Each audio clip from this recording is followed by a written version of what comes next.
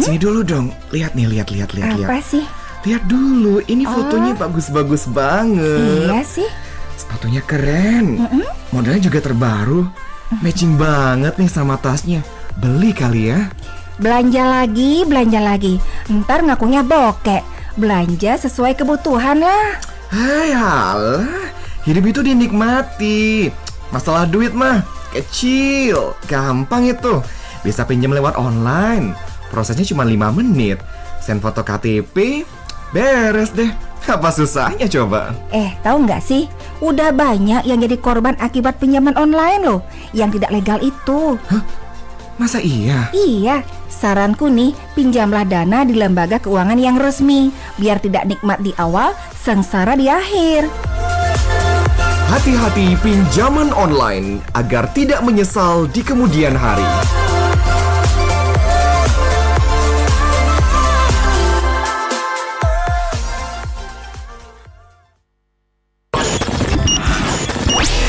Sibuk banget bro, tuh handphone dipencet mulu dah.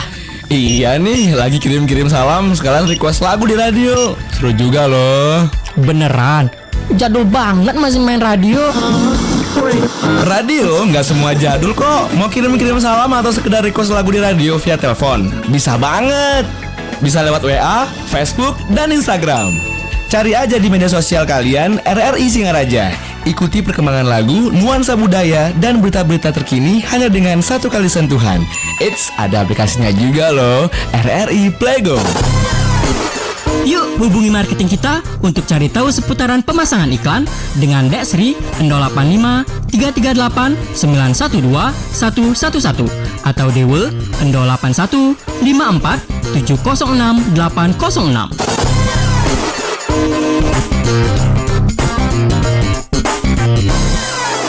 FM 101,2 FM dan AM 1080 kHz Pro 1 RRI Singaraja, kanal informasi dan inspirasi. Terima kasih pendengar, Anda masih bersama kami di Pro 1 RRI Singaraja, siaran kanal informasi dan inspirasi. Dialog interaktif Hai Balikan Kan. Pagi ini kita akan berbincang seputar topik Sukseskan Pemilu 2024, kalangan akademisi lakukan sosialisasi. Bersama narasumber akademisi yang juga pengamat politik ya, Bapak Dr. Iketut Sukawati Lanang Putra Perbawu SHM HUM, yang juga Dekan Fakultas Hukum Universitas Saraswati Denpasar. Om Swastiastu, selamat pagi Pak Dekan. Selamat pagi Mbak apa Bu ini? Boleh saja Pak. Pak Ayu dan Semonton Sami di Pro 1 Singaraja, RRI di Singaraja. Ingatnya Denpasar. Ingatnya Denpasar, paling sering soalnya diundang sama Denpasar ya Pak ya. Oke. Ini kebetulan ke Singaraja Pak ya? Iya, dari kemarin ya ada, kalau saya kan hobinya juga nopeng nih. Jadi kebetulan ada yang ngulamin untuk nopeng hari ini. Kemudian apalagi besok mau purnama, kita bolak-balik lah ke Singaraja. Kemudian karena teman-teman di RRI ketemu waktu sosialisasi KPU Bali di Pemaron itu, diajak untuk dialog. Bentar lagi juga ke SMA. Jadi karena basic saya mantan KPU juga akademisi, ya mungkin diajak juga untuk sebagai narasumber tentang kepemiluan. Iya, kalau bagi saya wajah Bapak tidak asing lagi karena kita sudah dari dulu tahu Pak ya. Kalau bagi pendengar suaranya tidak asing. Apalagi pas nopeng. Betul. Berarti pas nopeng ini kan langsung ada semacam edukasinya tentang pemilu juga Pak ya. Diselip-selipkan mungkin kita ya. sempatkan terutama mengingatkan masyarakat untuk 14 Februari menggunakan hak pilihnya, termasuk juga menghindari money politik, termasuk juga pilih yang terbaik. Karena penting pemilu ini untuk keberlangsungan dari proses kenegaraan kita. Seperti anak-anak SMA kita tanya, penting nggak memilih pemimpin gitu kan? Penting. Untuk apa memilih pemimpin? Sebenarnya kan sederhana itu. Mereka juga apa kira-kira relevansinya pemimpin dengan RRI, pemimpin dengan mahasiswa, pemimpin dengan anak-anak SMA? Ada nggak relevansinya? Kan itu perlu disampaikan. Ternyata banyak yang belum paham, hanya sekedar ikut-ikutan pemilu dan tidak tahu apa fungsi pentingnya, tujuan pentingnya pemilu ini bagi masyarakat, baik itu masyarakat petani, masyarakat nelayan, masyarakat penyiar, masyarakat kampus, masyarakat juga siswa-siswa, sangat erat. Jadi pemilu ini adalah ajang untuk memilih pemimpin. Pertanyaan kemudian, untuk apa pemimpin bagi tadi masyarakat petani, masyarakat nelayan? Pemimpin inilah yang membuat kebijakan untuk kita semua. Kebijakannya itu untuk petani bagaimana? Untuk nelayan bagaimana? Untuk teman-teman media apa yang akan diperbuat? Untuk anak-anak mahasiswa dan SMA apa? Baik itu pemimpin di eksekutif maupun legislatif. Melalui apa kebijakannya? Penetapan kebijakan, visi misi dari presiden, nanti juga dengan gubernur dan bupati, begitu juga DPR. Kebijakan yang kedua adalah dengan anggarannya. Posisi besok ini anggarannya setelah dia seperti sekarang masing-masing calon kan sudah mengeluarkan visi misinya. Dari situ kita lihat bagi masyarakat petani apa yang didorong oleh pasangan calon presiden 1, 2, 3, kan ada 3 pasangan nih. Kemudian untuk masyarakat nelayan bagaimana? Untuk masyarakat kampus apa nanti? Makanya inilah yang disebut dengan proses pemilihan atau proses partisipasi. Masyarakat apa yang diminta? Masyarakat media apa sih yang diinginkan bagi pemimpinnya? Berapa alokasi dana untuk media misalnya elektronik yang punya pemerintah, terutama RRI maupun TVRI, apa nih kebijakannya? Kan itu harus ditunggu dan itu harus disampaikan oleh calon-calon presiden. Untuk masyarakat kampus, saya akademisi, kita tunggu. Makanya salah satu kemarin yang dibuka peluangnya adalah diperbolehkan oleh MK untuk kampanye di kampus maupun di tempat pendidikan, tapi polanya harus ditentukan. Nggak mungkin dong ke kampus dengan kampanye akbar kemudian teriak-teriak, nggak mungkin. Ke kampus dialog lah. Kalau bahasa keren Jakarta, lu mau ngapain ke kampus nih? Agenda apa lu yang lu bawa tim kampanyenya? Ngapain lu apa? Nah itu kan di kampus bisa diuji. Jadi teman-teman kampus baik swasta negeri saya pikir udah siap dengan apa yang akan ditanyakan oleh calon presiden, termasuk sekaligus dari legislatif. Kalau ada misalnya calon DPR RI, DPR provinsi yang mau ke kampus, kita tapi dengan tetap prinsip-prinsip dalam kampanye itu tidak keberpihakan, tidak menghujat, dan memberikan ruang yang sama bagi semua pasangan dan juga bagi semua caleg. Jadi jangan hanya partai itu saja. Kita buka, begitu ada dialog di kampus, kita persilakan siapa saja boleh dan kita tawarkan untuk datang dengan membawa program-programnya dia, komitmennya dia untuk kepentingan masyarakat. Itu sebetulnya posisi pemilu saat ini ke depan yang harus dimaknai oleh masyarakat, sehingga masyarakat bisa melihat apa nih komitmennya kepada bangsa ini dengan berbagai segmennya, pertaniannya bagaimana, ekonominya bagaimana, hukumnya bagaimana, yang misalnya berkecimpung di bidang hak asasi manusia, apa dia akan dilakukan terhadap hak asasi manusia, terkait dengan sekarang apalagi anak-anak muda. Nah ini yang penting. Ternyata hasil khusus di Bali dan ini nasional, anak-anak di usia di bawah 25 tahun atau 30 tahun ke bawah ini malah pemilih yang hampir 40-45%. Saya membayangkan bahwa inilah saatnya, ini kayaknya sudah bangsa saya ini udah 50 tahun, yang lain-lainnya ini udah saatnya alih generasi ya. Begitu namanya alih generasi, sebenarnya anak-anak muda berkesempatan untuk memahami, mengetahui siapa calon-calon baik di legislatif maupun di eksekutif calon presiden yang kira-kira mau memberikan peluang bagi para calon itu kepada eksponen anak-anak atau remaja ke bawah ini terhadap keberpihakannya bagi dia, tentang misalnya bagaimana tentang beasiswa atau tentang peluang kerja. Kan itu penting anak-anak di bawah 30, dan itu daya tawarnya besar karena di Indonesia ini hampir 40-45% loh. Jadi generasi kita mungkin sudah tinggal 10-20%. Berarti bisa dipresentasikan gitu ya, udah, Pak, karena ya? pemilih udah kelihatan.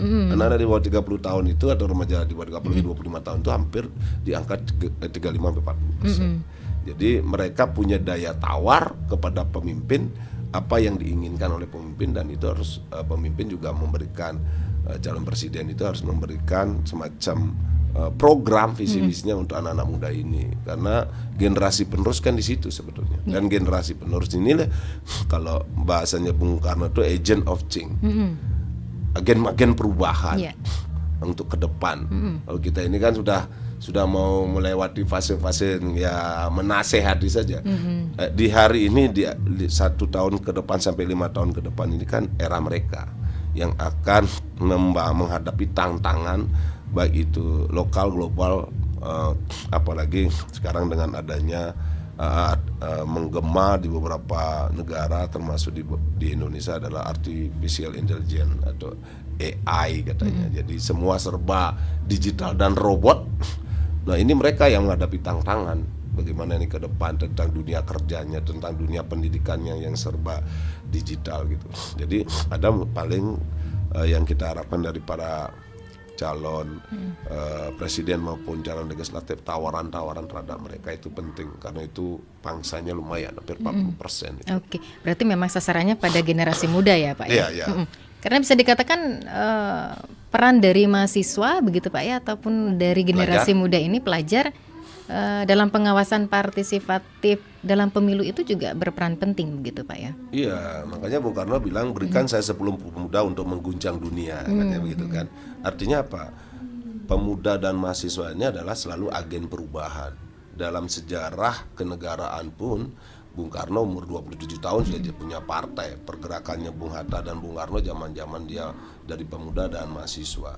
Begitu juga masuk ke Orde Baru, begitu Bung Karno diganti dengan Orde Baru juga waktu itu Kesatuan Mahasiswa Arif Rahman Hakim Kosmos Batubara tahun 66 itu juga mahasiswa. Masuk ke reformasi juga mahasiswa. Mahasiswa dan pemuda. Awalnya juga ada pemuda anak-anak SMA yang bergejolak dan sebagainya. Artinya kenapa? Memang agen perubahan ke depan ini yang bisa mengetahui tantangannya adalah anak-anak muda.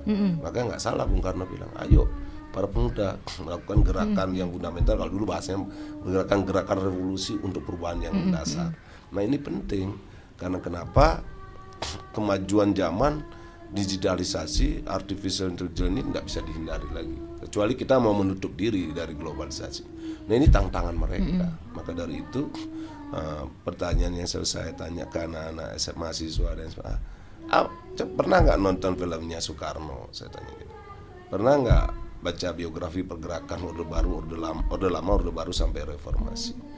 Tokoh-tokohnya itu pernah nggak apa persamaan dari anak-anak muda dulu, dan mudah-mudahan juga sampai sekarang. Dan Anda harus tahu Bung Karno, Bung Hatta, kemudian Arif Rahman Hakim, Kosmos Batubara, Buyung Nasution tahun 66, begitu juga reformasi ada dulu Budiman Sujatmiko, ada Ardiana Pitupulu. Apa persamaan mereka pergerakan, termasuk saya juga di angkatan yang reformasi kemarin kan? Apa yang persamaan kita dengan para pejuang-pejuang dulu itu dengan setiap pergerakan generasi muda ini? Kesamaannya adalah kita baca, diskusi, dan aksi. Filmnya Soekarno itu kemana-mana Soekarno coba lihat bawa buku. Jadi tidak sekedar dibawa, buku dibaca. Setelah baca mereka diskusi. Walaupun ideologinya berbeda dengan Syahrir, dengan Hatta, dengan Natsir dan lain sebagainya, tetapi mereka selalu diskusi tentang kebangsaan. Kemudian dia aksi untuk melawan penjajahan. Begitu juga masuk Adnan Buyung, Arif Rahman Hakim. Begitu juga turun tahun 66 itu kami KAPI, Kesatuan Mahasiswa Indonesia itu, mereka bawa buku, diskusi, aksi. Zaman reformasi juga itu Adian, termasuk juga Budiman Sujatmiko, Ana Subaningrum, ada juga di GMNI, di KMADI juga ada, baik itu siapa namanya Baskara, kemudian banyak sekali tokoh-tokoh yang sekarang muncul itu. Nah itu mereka juga selalu diskusi dan bawa buku pergerakan bagaimana, informasi pergerakan dunia, kemudian di nasional bagaimana, kemudian diskusi dan aksi turun untuk membela masyarakat. Nah sekarang mungkin tidak harus aksi dengan demonstrasi, tapi bagaimana mahasiswa pemuda turun ke masyarakat, mengetahui denyut nadi masyarakat, apa yang diperlukan oleh masyarakat, dan itu harus terus diperjuangkan oleh pemuda dan mahasiswa. Karena kalau kita hanya di meja saja atau di bangku kuliah saja, itu hanya teori. Anda nggak mendapatkan apa, hanya informasi ilmu saja. Tapi memang harus turun ke lapangan, apa yang ada di masyarakat, apa yang diperlukan masyarakat, apa yang sedang persoalan sekarang di masyarakat. Itulah persamaan dari reformasi Orde Baru, Orde Lama sampai pergerakannya Bung Karno dan Hatta itu. Saya lihat filmnya Bung Karno apa? Yang menarik dari perdebatan ada Bung Karno dengan Hatta dan Syahrir, Bung Karno bilang begini, saya ini pintar, maksudnya saya ini tidak terlalu pintar, saya terlalu kalah sama Syahrir kalau diskusi. Saya sudah banyak baca buku, kok selalu kalah saya dengan Syahrir kalau berdiskusi, katanya gitu.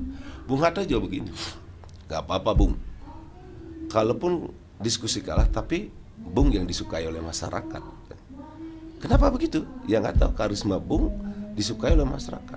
Syahrir pemintar, tapi dia belum tentu disukai oleh bangsa ini atau masyarakat. Nah itu diskusinya. Tapi artinya apa yang dari diskusi? Kemana-mana mereka diskusi, berdebat terus tentang kebangsaan. Dengerin radio. Kalau Syahrir itu dengerin radio kemudian debat. Ada perbedaan dengan Bung Karno, dia debat. Selalu mendebat Bung Karno. Begitu polanya. Sama seperti waktu reformasi. Saya lihat di zaman kita berdebat, turun ke lapangan, reformasi, debat, mempersiapkan demonstrasi. Waktu itu melawan rejim Pak Harto, Orde Baru, kita berdebat apa yang kita siapkan, turun ke lapangan, masyarakat sedang apa kita perjuangkan dan lain sebagainya. Kasus BNR dulu, kemudian kasus juga tentang pemilu yang tidak baik. Kita waktu itu di Jawa berdebat terus, diskusi, baca, diskusi, aksi. Ada beberapa buku-buku tentang pergerakan. Dan kalau Bung Karno jangan ditanya, kalau lihat biografinya Bung Karno, dari dia SMP udah bawa buku. Cokro Aminoto yang dia mengajari dia dibaca. Kemudian dia kuliah lagi baca terus. Jadi Anda bayangkan Bung Karno itu kan urusan teknik, tapi dia bisa baca bukunya Aristoteles, bukunya Khalil Gibran juga dibaca, semua tentang ideologi, tentang filsafat dia baca. Jadi kalau saya tanya anak-anak masa, kamu berapa punya buku? Anak SMA saya tanya, kamu berapa bukunya anak SMA kemarin? SMK 1 atau SMK di Tejokule? 13 Pak. Saya tanya, dari 13 buku berapa yang kamu sudah baca? Bengong. Saya 1 Pak, 2. Ya bagus, jujur. Harus baca. Saya bilang. Hidup ini harus membaca. Literasi itu harus dilakukan. Apalagi dengan sekarang ada e-book, macam-macam bisa dilakukan. Nggak ada pemuda dan mahasiswa yang nggak senang baca. Berarti itu tantangan terbesar untuk ya, karena dunia kita muda, kan dunia bacanya ini termasuk budaya baca sangat lemah ya. Biasa budaya dengar. Kalau mendengar itu dalam diskusi sedikit dapatnya, karena kalau 1 jam itu kan sedikit kita diskusi kayak ini, sedikit dapatnya. Tapi kalau baca buku-buku informasi itu banyak buku-bukunya. Zaman saya dulu sangat dikekang untuk baca-baca bahasa kita, bahasa buku kiri, bukunya Marxis Lenin itu dikekang, nggak boleh beredar. Tapi begitu ada kita baca, semangat itu. Kita baca apa sih? Karena begitu dibilang bahaya Pak, saya malah balik, enggak, saya baca aja. Oh ternyata Marxis begini, ternyata Lenin begini. Bukan berarti kita kemudian ikut, enggak, tapi biar tahu pemahaman ideologinya dia kayak apa. Tapi kalau kita sih, kalau saya tetap di kalau bahasanya Bung Karno, kita tetap ke marhainnya Indonesia atau Marxisnya Indonesia, ya marhain gitu. Itu bagaimana jiwa rakyat bangsa Indonesia, ya sepakat masih tetap dengan Trisaktinya dan sebagainya. Saya masih artinya tetap pada posisi kalau ideologi di situ. Walaupun ada bagusnya membaca ke kiri-kirian itu gitu, kiri dalam konteks global ya. Kalau kiri dalam konteks Indonesia lain lagi posisi ideologinya. Nah, itu anak-anak harus baca. Pertarungan global sekarang antara kenapa misalnya perang misalnya antara Rusia dengan Ukraina itu dengan infiltrasi Amerika, harus dibaca itu. Sehingga kita harus tahu ada nggak implikasinya. Ada. Orang-orang Ukraina, orang-orang Rusia yang tidak senang udah masuk ke Bali semua ini. Udah berlibur bawa uang dan sebagainya. Pertarungan Cina dengan Amerika harus baca. Jadi anak-anak mahasiswa jangan sampai sekedar, ya penting sih WA-WAan, medsosan itu penting. Tapi bagaimana pertarungan global, bagaimana pertarungan nasional bawanya ke Indonesia, bagaimana posisi Bali, itu harus dibaca. Berarti permasalahan-permasalahan itu dengan tidak membudayakan membaca lagi, apakah bisa menjadikan kendala nanti Pak ketika melakukan yang namanya sosialisasi kepemiluan? Betul, salah satu juga membaca track record dari para pemimpin, jejak langkahnya para pemimpin ini menjadi penting. Bisa di-tracer Pak Ganjar bagaimana, Pak Prabowo bagaimana, Pak Anies bagaimana, semua punya jejak langkah. Tinggal di Google, di searching, tapi hati-hati. Nah, kan dalam dunia digital, kalau Pak Budi Gunawan dalam bukunya itu bilang hati-hati ada 3, ada hoax, ada fake news, ada hate speech dalam dunia medsos atau dunia digital ini. Hati-hati, berita Anda yang dapatkan belum tentu benar. Hoax itu berita bohong. Apa bedanya dengan fake news? Kalau hoax itu kan berita yang ada tapi kemudian diubah-ubah. Misalnya Pak Ganjar datang ke Buleleng, misalnya datang ke kampus, tapi diberitakan nggak kampus, datang ke Pura, datang ke sini. Padahal dia kemudian cuma nggak ke Pura, tapi dia kampus. Contoh itu ada tapi dibuat-buat seolah-olah beda. Kalau fake news, misalnya Pak Prabowo datang ke Buleleng, Pak Prabowo dibilang datang ke Buleleng, padahal nggak ke Buleleng. Oh, Pak Prabowo ada di Buleleng gini-gini, itu fake news. Jadi berita palsu, padahal dia ada di Jakarta. Nah, itu dalam dunia hukum itu hampir mirip sih, hoax sama fake news ini berita bohong semua, cuman kadarnya lebih palsu, lebih ini ke fake newsnya. Kalau hoax ini masih rekayasaan lah gitu. Kalau fake news ini memang nggak ada, fake news ini memang nggak ada, diada-adain gitu. Nah, itu di dunia digital terhadap tracer atau track record calon-calon itu hati-hati antara hoax dan fake news ini. Yang paling berbahaya kita pernah mengalami dalam Pilpres 2019 ini adalah hate speech, ujaran kebencian. Mohon anak-anak muda, masyarakat semua jauhi itu. Ujaran kebencian ini kalau dalam bukunya sekarang ada namanya post-truth. Post-truth itu adalah apa yang benar dan tidak benar itu kabur, tidak jelas. Karena beritanya begitu banyak, seperti dalam rumah, seperti dalam ruangan ini, kalau dijejalin sampah terus, jadi busuk juga kan.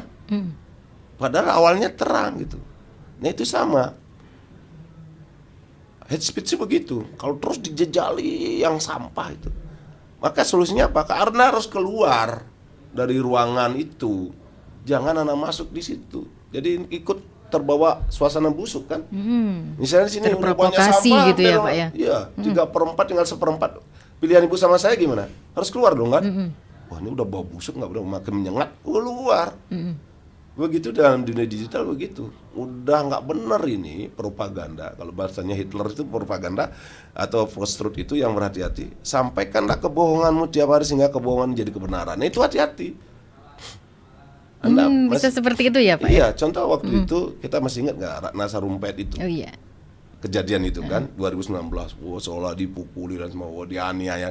Terakhir apa dia bilang, mohon maaf saya sendiri, saya yang melakukan, itu tidak ada, hanya sekedar, ya itu namanya propaganda. Seolah-olah sudah teraniaya, ternyata enggak. Dan kita dalam posisi sudah ikut, psikologi kita terbawa di sini, ini benar apa? Nah itu namanya post-truth, benar ataupun tidak kita tidak tahu, maka dari itu jauhi. Kalau bahasanya mohon maaf, teman-teman di kampus itu begitu namanya masuk ke dunia media sosial yang carut-marut informasi, naikkan sedikit analisa dan intelijensi Anda untuk menganalisa itu. Tapi kalau Anda enggak, ya sudah biarin aja seperti kita nonton motor lewat. Jangan dicerna, kemudian dimasukkan dalam hati, apalagi baper gitu. Wih gini, jangan. Banyak sekali hasil penelitian dari psikologi bilang anak-anak muda baperan dalam medsos. Dan banyak yang terguncang gara-gara medsos. Karena dia diberikan gini-gini informasi, kemudian terguncang badan dan sebagainya. Makanya jangan. Kalau belum ini, ya tutup aja, nggak usah dilihat. Karena itu, ke depan saya yakin kampanye kurang lebih mulai nanti November ya, kurang lebih November tahapannya ini harusnya KPU yang kurang lebih November yang saya baca, pertengahan November. Maka media sosial ini akan menjadi ajang tempat para kandidat akan melakukan kampanye. Itu yang saya bilang, hati-hati dengan hate speech, ujaran kebencian. Hati-hati dengan propaganda yang tidak jelas. Maka semua masyarakat tidak usah merespon terlalu banyak, chat boleh, tetapi jangan baperan, karena itu akan membawa psikologi. Dan coba dibayangkan, pernah kejadian tapi tidak dalam konteks kampanye ya, di Denpasar. Ada mahasiswa kelompok tertentu demo, tapi di luar Bali. Maksudnya, mohon maaf nih, mungkin agak-agak gini, mahasiswa waktu itu dari Irian yang demo di Renon itu kan, dihalau oleh petugas. Ini contoh fake news atau hate speech itu. Kemudian padahal dihalau dalam arti diberikan waktu, kemudian tidak terjadi rekayasa apa, mungkin bentrok sedikit gitu. Tetapi diviralkan seolah-olah polisi kita di Bali ini, di ke Papua diviralkan ada yang ditebak, ada yang luka-luka, ada berdarah-darah. Itu dikirim ke Papua, ribut masyarakat Papua. Untungnya polisi Pemda dan semua bergerak cepat memberikan informasi yang benar. Itu maksudnya. Besok jangan sampai begitu. Berita ini jangan ditelan, misalnya ada kampanye seolah ada berdarah, bentrokan kelompok A, kalau kemudian di-share, masa bergerak. Jangan, itu belum tentu benar. Seperti itu kalau media sosial itu kan cepat nih. Iya, bisa direkayasa itu. Berdarah-darahan, padahal singkeng-ngingken. Berarti kita harus pintar-pintar nyaring dulu Pak ya. Tuh, itu saya bilang analisa, naikkan sedikit intelektual kalau mau masuk ke dunia digital. Kalau Anda nggak siap, lebih baik nggak usah. Nanti Anda ikut terprovokasi. Iya. Itu penting. Contoh misalnya, di suatu daerah dekat-dekat mau pemilu, satu Banjar tidak dapat C6 atau panggilan, maka tidak boleh memilih. Masyarakat ribut, padahal saya nggak ada apa. Tapi itu di-viral di Facebook. Viral, apalagi sekarang TikTok sedang ngebutnya, wah rame. Itu maksud saya, hati-hati besok masyarakat semua, dan kita juga selalu mengingatkan juga mahasiswa, teman di kampus, kalau dulu mulutmu harimaumu, sekarang adalah jarimu harimaumu. Hati-hati mencet, melihat hal-hal tertentu dan men-share. Karena sekarang di Polres juga maupun Polda sudah ada subdit bagian cybercrime. Jangan sampai kita yang pelaku yang sebagai yang men-share yang tadi hal-hal yang tidak benar. Makanya nggak usah. Jarimu tuh harimaumu sekarang. Gitu. Tapi memang fakta seperti itu Pak ya. Lebih banyak kasus ditemukan jarimu harimaumu. Meskipun sudah ada yang namanya undang-undang ITE ya Pak. Udah ada. Perbaikan undang-undang ITE. Maka dari itu hati-hati, karena dunia ke depan ini, apalagi tahun ini tahun politik, semua bisa direkayasa. Sekarang aja kan di TikTok itu bagaimana Ganjar, bagaimana Prabowo. Maksud saya gini, masyarakat Buleleng, saudara-saudara sana yang baik semua, baik mahasiswa, mungkin tokoh-tokoh semua, Sampur, tonton aja, nggak usah baperan. Nanti kalau milih saja, nggak usah baperan ini itu, saya pendukung ini. Ingat kemarin Pak Jokowi dengan Pak Prabowo begitu pertarungannya seolah-olah walaupun di Bali biasa-biasa saja kan, tapi di Jawa kan. Terakhir yang satu jadi presiden, yang satu jadi menteri. Iya nggak? Kan gigit jari semua yang kemarin. Itu maksudnya politik kayak gitu. Jadi sekarang silakan mereka berkompetisi, silakan mereka menggunakan itu dengan cara baik. Masyarakat jangan baperan. Pendukung juga jangan baperan. Biasa-biasa saja. Masyarakat juga yang mendukung A, B, C silakan. Tapi jangan baperan. Karena besok yang kalah bisa jadi menteri. Kita aja yang gigit jari, mau dapat apa, tetap bentrokan sama saudara. Intinya kita dalam pesta demokrasi harus tetap happy gitu ya, santai, enjoy saja ya karena Pak ya. Pemilu kan udah periodik nih. Dari zaman saya KPU 2004, 2009, 2014, 2019 kan udah periodik nih. Udah biasa-biasa aja. Kalau Anda mendukung cukup aja dalam hati. Kalaupun ngomong ya sudah selesai pada posisi itu. Jangan kemudian bentrok dan sebagainya. Sekali-sekali kan masyarakat ya harus pintar dong. Oh dia ya kompetisi wajar lah. Nyoblos ada. Anda seneng A, coblos. Nggak tahu track record ini baik, sudah coblos. Nggak usah ngajak-ngajak ya. Baperan apalagi sampai bentrok-bentrok iya, kan ngapain. Yang besok yang satu presiden, yang satu jadi menteri. Kita jadi apa jadi Pak? apa? Tetap jadi penyiar, saya tetap jadi dosen.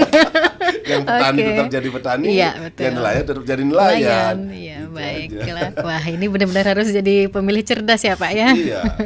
Cerdas dan jangan baperan. Oke, iya. Masyarakat Tapi memang dulu- selama ini image-nya seperti itu, Pak ya, namanya masyarakat kita yang sering baperan. Tapi saya lihat sih sudah mulai berubah ya. Masyarakat sudah mulai berubah. Zaman dulu ingat kejadian 99 yang di Beleleng itu kan sejarahnya agak kelam lah. Kita jangan begitu lagi lah. Kayak tadi Bu Ayu bilang udah happy-happy aja ngapain. Terus juga waktu 99 yang satu jadi menteri, satu DPR dan sebagainya, kita jadi apa? Masyarakat yang di bawah yang bentrokan tinggal bentrokan. Tetap jadi petani sama musuh ya nyamuk. Dia baik-baik kan gelut-gelutan. Saya ada contoh nih kemarin ke Jakarta, ketemu para tokoh yang bentrok itu. Contoh ini biar juga masyarakat tahu. Ketemu salah satu bentrok tokoh nasional, salah satu menteri dan yang anti menteri. Saya yang anti menteri ketemu ngobrol. Pak gimana kok kayaknya saling hujat? Gak apa-apa, lu lihat aja sekarang dia telepon. Menteri datang ngopi mereka.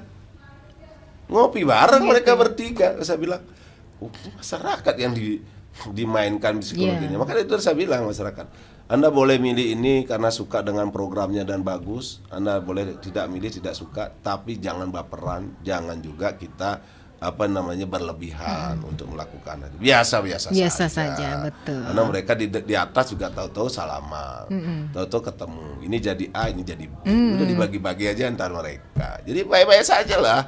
Yang mau bekerja tetap bekerja. Yang kalau misalnya ada yang nggak suka ya kita sampaikan. Betul. Gitu. Jadi jangan berlebihan, fanatisme berlebihan. Biasa-biasa saja lah. Oke, luar biasa pemaparannya Bapak Dekan ya. Dan kita menantikan atensi pendengar ya, Pak Dekan di 24644 atau bisa ke WA-nya Pro 1 di 08113999 790. Sudah ada WhatsApp dari Pak Romi Sudita, Pak Dekan, terkait pemilu merupakan mekanisme guna memilih calon-calon pemimpin yang berkualitas, baik pemimpin di ranah eksekutif maupun legislatif. Saat ini periode kepemimpinan di ranah eksekutif dibatasi hingga 2 periode. Sementara di kalangan legislatif sepertinya tanpa batas. Ada yang 5 periode bahkan lebih. Nah, pertanyaannya Pak Romi, mungkinkah periode kepemimpinan di legislatif disamakan dengan yang di eksekutif? Jika memungkinkan, mekanismenya seperti apa? Ya, silakan ditanggapi. Terima kasih Pak Romi. Ide Pak Romi ini sudah dari dulu. Saya termasuk yang menentang di DPR periodenya banyak-banyak kali. Waktu itu Komisi 2 saya masih jadi KPU datang ke Bali sebagai masyarakat, sebagai juga KPU dan sebagai yang sering datang ke masyarakat mendapatkan informasi kenapa legislatif tidak dibatasi, saya sampaikan.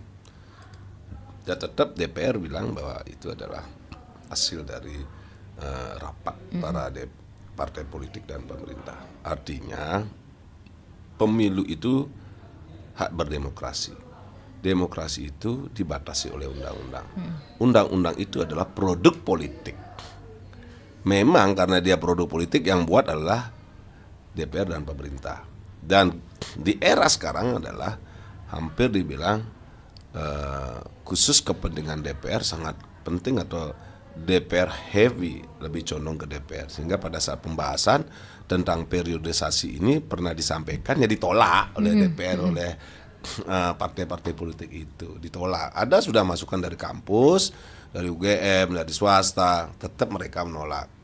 Tapi kewenangan sebenarnya membahas kan memang DPR. Sama pemerintah juga sempat ngasih tahu tapi juga ditolak.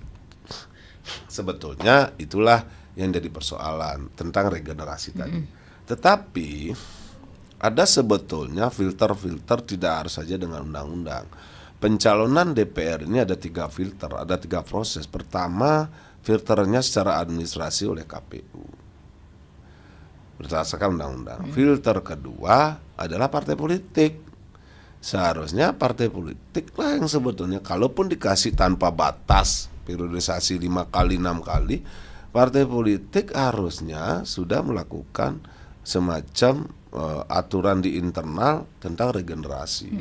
Ada beberapa partai yang sudah melakukan itu. Kalau sudah 2 kali, 3 kali harus naik, minimal maksimal 3 kali lah. Ada sudah partainya yang sudah melakukan, sudah 2 kali di kabupaten, atau 3 kali sudah cukup, nanti harus ke provinsi. Yang provinsi 2 kali harus ke. Nah, yang pusat ini ada yang sudah menjalankan, ada yang belum juga. Nah, saya pikir filter di partai politik ini penting karena partai politik lah yang melakukan fungsi-fungsi rekrutmen kepemimpinan, komunikasi politik, sosialisasi politik, agregasi politik kepada masyarakat. masyarakat seperti Pak Romi sudah bilang gitu, dan bukan Pak Romi, banyak yang menyatakan gitu, harusnya ditangkap oleh partai politik, terutama di tingkat pimpinan, karena kan yang boleh mencalonkan legislatif itu kan pimpinan partai politik, baik sesuai dengan tingkatan kabupaten, provinsi maupun di pusat. Nah itu filter di partai politik. Kalau partai politik nggak filter ya susah jadinya. Yang terakhir adalah filternya di masyarakat. Kalau sudah 4-5 periode, kemudian generasi yang muda sekarang sudah tidak nyaman atau bapak sudah nyaman, ya jangan dipilih lagi lah orang itu gitu kan. Ada varian di internal partai maupun antar partai. Contoh di partai A itu sudah 5 kali di bawahnya kan ada nomor urut berikutnya kan ada juga varian oleh orang muda yang disampaikan. Ya jangan dipilih yang sudah 5 periode, yang baru misalnya dipilih. Itu kan bisa ada variannya, atau partai lain yang anggap yang tidak yang terbuka, yang tidak masih melanggengkan posisi itu. Nah itulah saya maksud ada 3 filter yang harus dilakukan oleh masyarakat, baik itu di KPU, partai politik, dan terakhir masyarakat. Itu kira-kira jawaban saya, Pak Romi. Saya sepakat sebenarnya di eksekutif bupatinya 2 periode, gubernur 2 periode, presiden 2 periode. Memang legislatif aja nih aturannya memang secara hukum belum diubah, tetap tidak ada masalah. Dan itu sudah disampaikan. Akademisi sudah menyampaikan, masyarakat sudah menyampaikan, LSM sudah menyampaikan, tapi yang karena yang punya kewenangan membahas itu adalah DPR isinya partai politik, dia belum bergeming lah. Belum bergeming. Ya mudah-mudahan makin banyak menyuarakan makin, dan ini nanti kayaknya ke depan saya yakin akan ada yang menggugat ke MK. Oke. Baik, mohon izin kembali Bapak, kita sapa pendengar. Selamat pagi. Selamat pagi, Om Swastiastu. Om Swastiastu. Sarang Pak Putu Mahardipe. Inggih. Dengan narasumbernya dari mana nih? Dari akademisi Bapak, Dekan Fakultas Hukum Universitas Saraswati, Bapak Sukawati Lanang Putri Perbawa. Oh iya. Sebelumnya mantan Ketua KPU Bali niki. Oh iya. Selamat pagi, siang Pak. Nggih, selamat pagi Pak Putu. Saya baru dengerin. Jadi intinya sudah paham dah. Tentang kepemiluan ya. Saya ingin bertanya. Tidak ambil pusing saya betul-betul situasi kondisi. Ya, situasi kondisi yang ramai sekarang. Kepemiluan sekarang ya. Benar-benar yang kemarinnya adem, sekarang ramai. Tahap-tahapan pemilihan sekarang. Yang mungkin jadi tidak mungkin, yang tidak mungkin jadi mungkin. Teori-teorinya ya berbagai politik, hukum dan negaranya. Ya teorinya Machiavelli dan sebagainya nih. Ini kelihatan sekarang.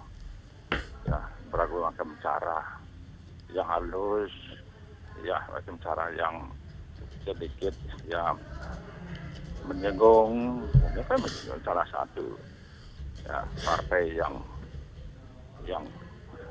dibesarkan, kalau sudah itu timbul jadi ya dinamika ya politik, ya istilah-istilah ini ya muncul macam-macam. Saya tidak mau bangsa negara Indonesia ini dirusak oleh hal-hal yang betul-betul membahayakan. Mudah-mudahan ya aman, lancar dan sukses dalam pemilu ini. Saya doa ini. Ini sudah, kalau kita ambil para ahli, guru besar saya ya teman saya, Profesor Yohanes itu teman saya, itu leading saya itu. Ya, dosen saya Profesor Atmaja. Ini dah. Ya, kita harapkan ada 2 partai sudah, tripartai sudah dilaksanakan. Itu multi partai. Ya, jadi multi partai sudah jelas sudah di sini bergabung dan berkoalisi. Ya. Dari teman jadi lawan. Ya lawan jadi teman. Ini di sini multi partai ini kelihatan. Ya, inilah saya sudah prediksi nih. Saya prediksi terjadi hal-hal seperti ini, kawan jadi lawan jadi kawan. Ini demokrasi di Indonesia ini saya betul-betul luar biasa. Saya bangga demokrasi bangsa cepat sekali kemajuan demokrasi kita memiliki ini. Tapi ini masyarakat yang awam ya kok begini. Tapi orang ahli dan demikian. Kalau politik sudah. Saya sebagai masyarakat ya saya sudah tahu dah peristiwa begini, cara-caranya begini. Makanya Bapak, ya saya lagi ini bukan masyarakat di RRI Beleleng, mungkin dengar banyak orang, supaya memberikan suatu, ya masyarakat Beleleng ini, ya terus terang aja nih, dah melek sekali nih. Ya, di desa saya ini sudah banyak ya berpikir, dah. Di mana Pak desanya Pak? Ini saya harapkan. Saya ini dari Seririt nih. Desa Mayong saya nih. Ya mungkin Bapak kenal dengan Mayong. Pernah Pak, saya pernah nopeng di Desa Mayong Pak, di Pasar Gel-Gel di situ. Nanti saya juga dulu pernah kampus Bundayana nih. Itu dewan mahasiswa saya tuh orang Mayong tuh, udah pensiun. Mungkin Pak kenal angkatan 77 tuh. Itu pernah ada suatu ketemu kampus dulu kalau ada begini mahasiswa dikejar-kejar. Sekarang regulasi sudah baru bahwa kampanye di kampus boleh. Oke. Nah, Baik. ini saya terus saja. Mudah-mudahan ya sampai di outdoornya penuh tuh saluran 77 tuh pemilu ya pada waktu itu macam-macam ya, mahasiswa dengan buku putihnya dikejar-kejar. Oke. Ya. Baik Ini Pak Putu. pengalaman. Mudah-mudahan ya sekarang ini kita demokrasi sudah makin maju, tidak ada satu hal-hal yang negatif. Supaya masyarakat sekarang ini dah Beleleng dan kali pada usianya cinta ini, saya harapkan supaya aman ya. Aman ya. Ya prediksi sekali situasi kondisi pandang negatif arahnya Pak. Bapak sekarang di sini memberikan penjelasan masyarakat supaya betul-betul bisa berjalan lancar pemilu kita ini ya masyarakat dapat politik berkontestan ini bersayembara ini. Oke, baik. Ya. Ini. Terima kasih Pak Putu Ya, Mardipe. terima Sudah bisa ditangkap apa yang menjadi penyampaian Pak Putu Mardipe ya Pak Dekan ya. Dalam dialog pagi ini, selain Pak Putu Mardipe, kita berikan kesempatan pendengar lain untuk beratensi di 24644 atau bisa ke WA Pro 1 ya di 081139999790. Selamat pagi. Selamat pagi, Om Swastiastu. Swastiastu, Pak Narte, silakan Bapak. Bu Ayu kok hafal ya? Halo. Sudah sering soalnya beliau-beliau ini Bu Ayu berinteraksi. Ini kan langganan. Oh langganan. Langganan. Saya memberi dan saya narasumber. Pemerhati komunikasi, pemerhati radio kan gitu ya. Mudah-mudahan Bu Ayu titip nih pada direkturnya, kepalanya harus segera diadakan revisi ya. Sudah ada pertemuan ya. Secepatnya Pak. Ya. Pak Lanang. Sosialis Pak Narte. Salam dari Blinarte nih. Bapak ibunya adalah seperjuangan saya. Nggih, Pak. Ya, dengan sama-sama guru ya, Pak nggih. Wih, Pak kan di guru bakti AC, mana SKKA. Nggih. Kemudian ke dosen. Hidup pokoknya anak-anak guru, Pak. Lanang kan nucer deh. Nggih. Makin pun KPU Pak yang kepala penuban juga nih Pak. Mayudi ajak kuliah ajak beli di Udeksa barengan. Di adi boe putih DJ punya ngambune negak kata. Weh ada doane. Nggih Pak, salam hormat Pak. Saya punya pendapat. Ya seperti Pak Romi tadi KNPI juga di Nuansagiri Gede Parme sering saya ngusulkan ya saya pernah di DPR 2,5 periode dah karena pertama antara waktu tahun 74 kemudian 7782 dan 9297 pada masa itu dengan masa Orde Baru profesional tertutup kan jadi saya ketua PPM Lanang juga keluarga veteran. Siap. BBM. Jadi saya dapat jatah gitulah kalau sudah di top pimpinan di induk sayap organisasi itu. Yeah. Nah, dari sana saya sering berpikir, saya 2,5 kali waktu itu dia bosan, mungkin perbandingannya dari gaji saya kan dapat gaji dosen, gaji tambahan, gaji DPR waktu itu ya bilang sedang-sedang lah, sudah diatur oleh pemerintah. Kalau sekarang kos politiknya tinggi, kemudian pendapatannya kan tinggi besar, sehingga orang beramai-ramai untuk ke sana. Kalau dia tidak punya pekerjaan di sana itu kan kepingin terus, jangan ganti empuk JT basah. Sehingga kepentinganlah yang menjadikan undang-undang itu, karena beliau yang buat, beliau yang pakai. Nah, kalau DPR-nya nanti seperti saran Pak Lanang tadi, saya juga punya saran akhirnya. Nanti kalau pemilih ini cerdas, apakah yang sekian kali itu memang kuantitas sekian kali berkualitas? Generasi muda dalam Sumpah Pemuda ini kesempatan tertutup terus.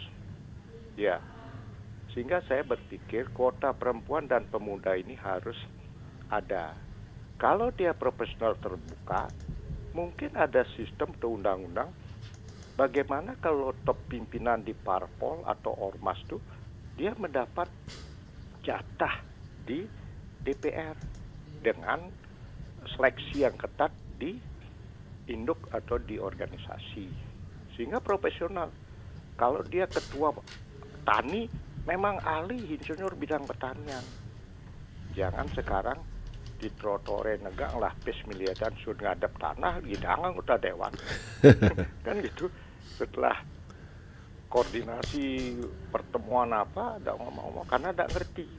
Ya. Nah, saran saya juga, apakah KPU, karena Pak Lanang mantan KPU, bolehkah nanti itu individu ya, privasi, si A itu di daftar apa? Daftar apa namanya itu? Diciti daftar calon tetap. Calonnya itu berisi dia, ini 5 periode, ini baru. Orang itu, ini 5 periode bang, jangan ditimpalin, nilai udah pilih yuk, aneh baru mungkin berkualitas. Nah, jadi bisa selain program dia sampaikan, baik, juga itu yang bisa dipakai suatu pedoman. Nah, itu yang saya sampaikan. Nah, kemudian untuk money politik mungkin bisa sosialisasikan.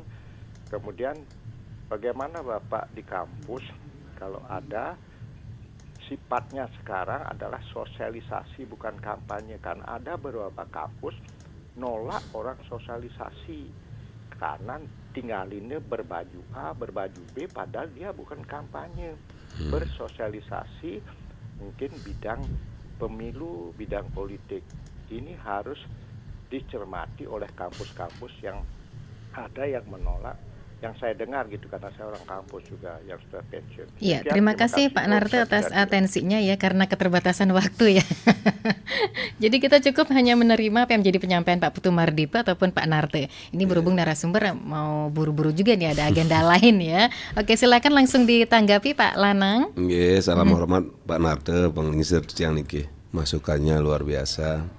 Ya memang kaitan dengan proporsional terbuka tertutup ini masih menjadi perdebatan, dan akhirnya MK memutuskan tetap terbuka, proporsional terbuka untuk calon DPR RI, DPR provinsi dan DPR kabupaten. Sebuah sistem, Pak Narte juga tahu, sebuah metode pasti semua punya plus minusnya. Terbuka baik belum tentu juga, tertutup baik belum tentu juga, disesuaikan dengan kondisi masyarakat. Nah, hari ini masyarakat, beberapa hasil surveinya di beberapa daerah itu masih masyarakat ingin terbuka, walaupun ada kelemahan-kelemahannya pasti. Tadi yang dibilang bahwa orang punya uang nggak tahu apa-apa jadi DPR karena berpeluang menggunakan uang untuk memilih dan lain sebagainya. Karena prinsipnya demokrasi itu kan dikembalikan kepada masyarakat dan rakyat yang memang harus diedukasi. Kita tugas semua, Pak Narte, Tiang, dan beberapa juga eksponen masyarakat dan tokoh-tokoh yang harus mengedukasi masyarakat. Jangan justru didorong masyarakat seperti sekarang sangat transaksional, menerima uang, menerima bansos dan lain sebagainya. Nah, kalau ini terus dilakukan, demokrasi kita makin kurang baik. Maka dari itu saya setuju dengan Pak Narte, kita harus terus tidak berhenti-henti untuk menggelorakan. Kalau tetap nanti masyarakat senang dengan transaksional, ya pasti dengan sistem dianggap makin kurang baik akan kembali ke tertutup. Jadi partainya yang menentukan. Nah, di situ juga ada celah. Ya kalau pimpinan partainya baik, kalau pimpinan partainya nggak baik sama juga. Artinya korupsinya tidak di masyarakat atau transaksinya sionalnya tidak di masyarakat, tapi bisa transaksionalnya di para pimpinan partai, kan sama aja. Nah, ini memang kembali lagi kalau dalam hukum nih kan ada 3. Berjalannya hukum menjadi efektif itu ada 3. Ada substansi hukum, ada structure hukum, ada kultur hukum. Kalau aturannya kayak sekarang money politik transaksional udah nggak boleh, tapi penegak hukumnya jalan nggak? Penegak hukum dari polisi, Bawaslu dan KPU jalan nggak? Kalau aturannya dan penegak hukumnya jalan, masyarakatnya tidak mendukung, sulit juga. Contoh, kalau kampanye, mau kampanye maupun tidak, orang nggak pakai helm itu kan melanggar. Tapi begitu arena kampanye, aturannya tidak membolehkan, nggak pakai helm, petugasnya ada. Tapi begitu kampanye 5.000 nggak pakai helm, semua ke lapangan melintar-lintar gitu kan, konvoi nggak pakai helm, masa mau ditangkap semua? Itu kan posisi di masyarakat memang yang harus sama-sama diingatkan. Contoh kayak sampah lah, sampah ini khusus di Bali kan, nah ada yang bilang kemarin kan, kalau sistemnya bagus, orang jelek pun ikut dengan sistem, tapi kalau sistemnya jelek, orang baik juga akhirnya ikut gitu kan. Untuk ngurus KTP, saya sendiri kan misalnya contoh ngurus KTP SIM. Kalau sistemnya sudah ini, ya sudahlah baik itu kayak di Singapura semua sistem baik, semua nggak berani buang sampah kena langsung kan. Sama seperti karena kalau daripada kita yang ngurus KTP udah lama sekali. Atau misalnya SIM, makhluk saya pengen Pak, Maya segini lebihin, ya terpaksa jadi padahal itu nggak benar. Tapi sistem memberikan itu. Maka dari itu sistem ini kaitan dengan substansi, dengan struktur penegak hukum dan masyarakatnya. Itu yang harus kita sama-sama benahi. Ini harus bekerja bersama-sama. Nggak bisa diserahkan kepada penegak hukum kalau masyarakatnya menganggap ada santai aja, kita udah biasa ngasih tip, ngasih uang, mengenggal peragat.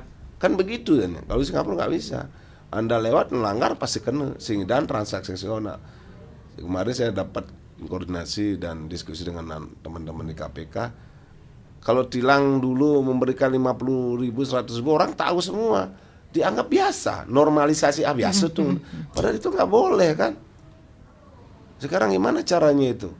Masyarakatnya harus dibenahi, strukturnya juga harus dibenahi. Ada CCTV, ya udah bayar langsung ke rekening saja. Kayaknya rencananya kan di Denpasar udah ada sekarang tuh foto-foto plak-plak kalau melanggar langsung masuk kena ke rekening. Tapi yang di lapangan yang melanggar oleh petugas itu tetap masih ada. Ada yang sudah sadar, ada yang tetap udah Pak penggal Pak satu sekali.